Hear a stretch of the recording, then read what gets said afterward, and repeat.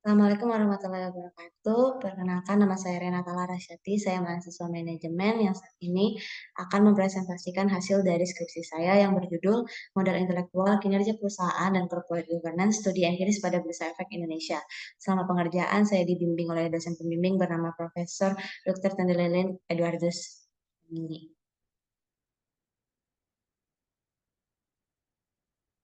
Penelitian ini dilatar belakangi dengan adanya penerapan knowledge-based economy, yaitu pembangunan tidak lagi dipacu dari pemasukan tradisional, melainkan kreativitas pikiran manusia, termasuk modal intelektual.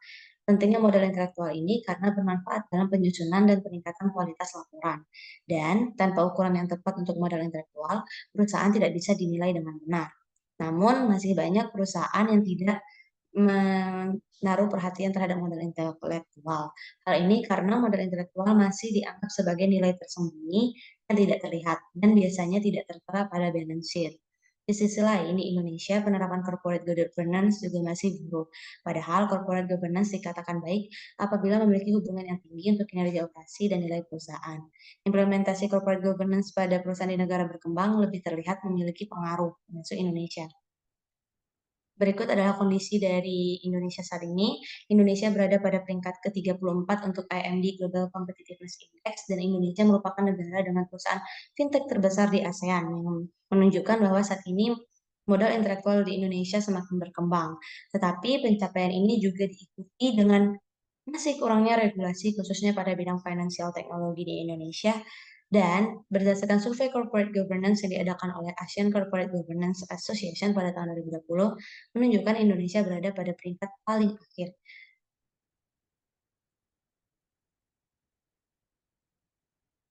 Maka dari itu, rumusan masalah yang tercipta ada dua, yaitu apakah modal intelektual berpengaruh terhadap kinerja perusahaan, dan apakah corporate governance memperkuat hubungan antara modal intelektual dan kinerja keuangan, maksudnya perusahaan.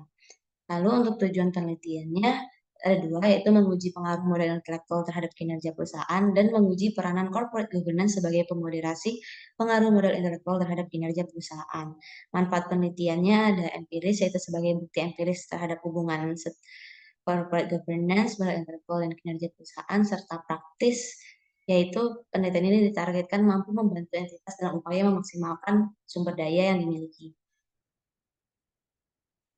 Ini merupakan tinjauan pustaka dari kajian pustaka dari penelitian terdahulu yang membahas tentang modal intelektual dan dari ketiga penelitian ini menyatakan bahwa modal intelektual berpengaruh positif terhadap kinerja perusahaan.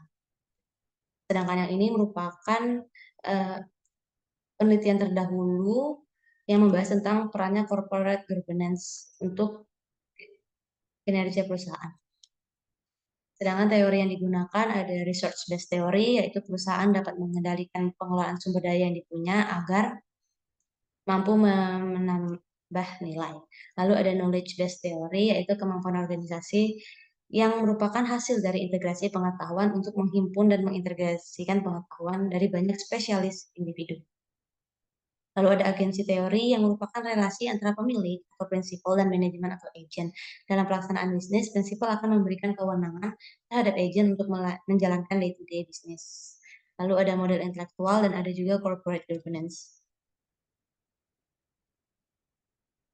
Dari kajian pustaka serta landasan teori tersebut, maka disimpulkan dua hipotesis. Hipotesis pertama yaitu modal intelektual berpengaruh positif terhadap kinerja perusahaan, dan hipotesis kedua adalah corporate governance memperkuat pengaruh modal intelektual terhadap kinerja perusahaan. Berikut adalah kerangka berpikir yang telah dibuat.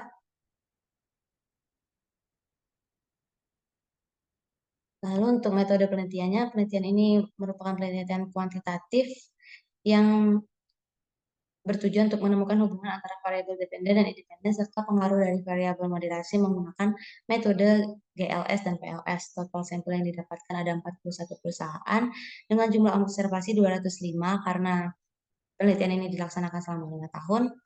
Dan hasil ini didapatkan dari purposive sampling yang bersumber dari Bursa Efek Indonesia, laporan tahunan, laman resmi perusahaan, dan juga Reuters.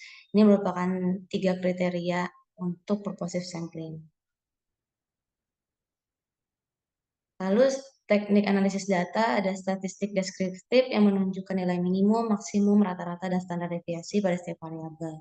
Metode analisis data terdapat 3, yaitu common effect, fixed effect, dan random effect. Ketiga ini didapatkan dari hasil pengujian model regresi, yaitu ada uji Chow, uji Hausman, dan uji Lagrange multiplier.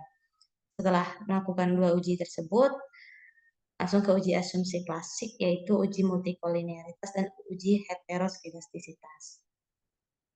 Ini merupakan model empiris yang telah dibuat. Untuk definisi operasional, variabel dependennya menggunakan ROA dan ROE. Lalu untuk independennya menggunakan Veitch, yang mana Veitch memiliki 3 komponen, yaitu FAHU, VACA, dan STVA. Moderasinya menggunakan 4 proksi, yaitu kepemilikan manajerial, proporsi komisaris independen, ukuran dewan direksi, dan juga ukuran komite audit. Untuk kontrolnya ada 3, yaitu ukuran perusahaan, umur perusahaan, dan juga tingkat hutang. Berikut adalah hasil dari statistik deskriptif, yang mana di sini bisa dilihat perusahaan mana saja memiliki nilai maksimum dan nilai minimum dari semua setiap variabel. Ini merupakan hasil dari pengujian model regresi. Bisa diketahui untuk hipotesis pertama, model intelektual berpengaruh positif terhadap kinerja perusahaan, baik diproyeksikan ROA ataupun ROE. Model terbaik yang dipilih adalah random effect. Sedangkan untuk hipotesis kedua, untuk kepemilikan manajerial, itu direkomendasikan untuk menggunakan fixed effect, tetapi sisanya menggunakan random effect. Begitu juga untuk ROE. Karena yang kepemilikan manajerial memiliki model fixed effect, maka dilakukan uji asumsi klasik, yaitu uji multikolinearitas dan uji heteroskedastisitas. Di sini bisa dilihat yang multikolinearitas terbebas dari multikolinearitas karena semuanya di bawah 0,9, dan heteroskedastisitas terbebas dari heteroskedastisitas karena semuanya lebih dari 0,05.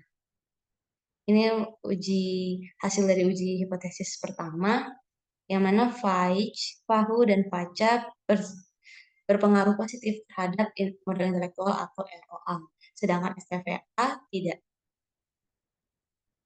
Sedangkan untuk terhadap ROE, Veitch, dan STVA tidak berpengaruh, tetapi VACA dan FAHU berpengaruh positif.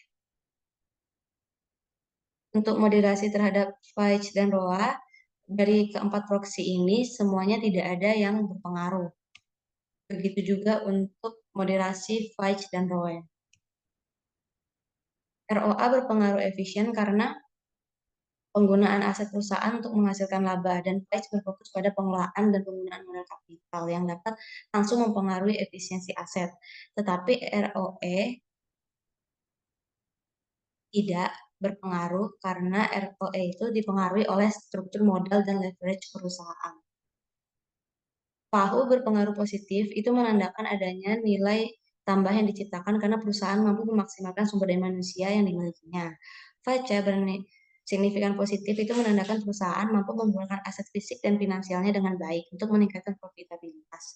Sedangkan TVA tidak berpengaruh terhadap ROA dan ROE karena di Indonesia sendiri masih banyak kesenjangan teknologi di setiap wilayahnya. Untuk hipotesis kedua, corporate governance itu tidak berpengaruh karena menurut penelitian terdahulu, corporate governance belum tentu memiliki dampak secara langsung pada performa keuangan perusahaan. Untuk lebih detailnya, kepemilikan manajerial itu tidak memperkuat, bisa saja karena tingkat tingginya kepemilikan manajerial yang dimiliki seseorang. Sedangkan proporsi komisaris independen, meskipun komisaris independen bertugas untuk memberikan pengawasan dan memastikan akuntabilitas manajemen, pengaruh mereka terhadap pengelolaan dan pemanfaatan modal intelektual terbatas. Untuk dewan direksi itu tidak signifikan, bisa disebabkan karena ukuran dewan direksi yang tidak selalu berbanding lurus dengan efektivitas. Sedangkan komite audit itu memang karena fokus komite audit adalah untuk mengawasi, bukan untuk mengelola langsung modal intelektual. Jadi ini adalah bentuk dari kesimpulannya bahwa Veitch, VACA, dan FAHU memang berpengaruh positif terhadap ROA, tetapi STVA tidak berpengaruh. Sedangkan Veitch, VACA, dan FAHU, VACA dan FAHU berpengaruh positif terhadap ROE, Veitch dan STVA tidak berpengaruh terhadap ROE. Keempat proksi variabel corporate governance juga tidak mempengaruhi terhadap modal intelektual. Keterbatasan dari penelitian ini adalah penelitian ini tidak merepresentasikan kondisi perusahaan di sektor keuangan secara menyeluruh karena hanya dilaksanakan berdasarkan 5 tahun, yaitu 2018 hingga 2022. Lalu penelitian ini menggunakan sampel yang terbatas karena cuma menggunakan satu sektor, yaitu keuangan, dan proksi untuk Fitch juga dilakukan dengan model intelektual yang dasar, tapi sekarang sudah banyak model baru yang telah dikembangkan, dan proksi dependen juga hanya diukur berdasarkan ROA dan ROE, tetapi tidak mengukur pada segi pasar. Dan proxy corporate governance juga hanya dilaksanakan dengan proxy. Harapan untuk saran untuk penelitian selanjutnya mungkin bisa lebih dikembangkan lagi untuk sektornya dan proksinya. Implikasinya untuk pemerintah selaku regulator itu dapat meningkatkan kebijakan yang dibuat agar lebih efisien. Dan untuk perusahaan itu dapat memanfaatkan hasil penelitian ini untuk menghindari konflik atensi, serta untuk investor dapat memanfaatkan hasil penelitian ini untuk memutuskan perusahaan yang layak untuk dimodalkan. Sekian dari saya, terima kasih.